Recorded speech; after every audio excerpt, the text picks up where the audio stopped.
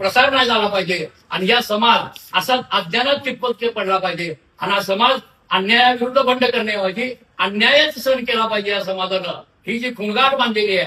ज्या मुक्ता साळवेनं आम्हाला सांगितलं की आम्ही धर्म नसलेली माणसं आहोत, त्या मुक्ता साळवेच्या समाजाची अशी जर गच्छंती होत असेल तर या समाजाला या विचाराकडे पोहोचवण्याची जबाबदारी आमची आहे. एक कार्यकर्ता म्हणून आमची जबाबदारी आहे आणि ती आम्ही आपल्या माध्यमातून साकार करत आहोत, समाजाच्या समोर मांडत आहोत. म्हणून हा सगळा आम्ही कार्यक्रम आयोजित केलेला आहे. बांधवांनो, खरं तर जेजुरी ती यात्रा असेल, आपण पत्रकारात आपल्याला प्रसिद्धी माध्यमाच्या द्वारे कळतंय, मांगीर बाबाचा शेंद्र्याचा मांगीर बाबा ती आज देखील पाठीमध्ये गळ टोचून घेतला जाते. एवढी मोठी अंधश्रद्धा.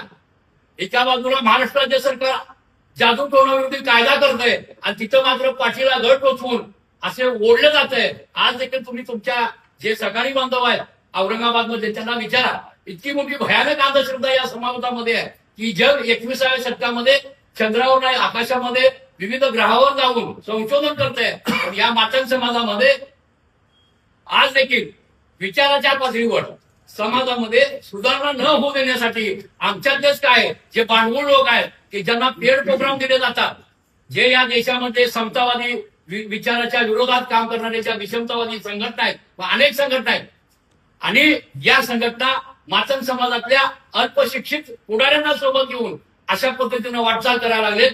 त्यामुळं मातंग समाजामध्ये आज परवाचा युपीएससीचा निकाल लागल्यानंतर एक मुलगी कलेक्टर झालेली आहे.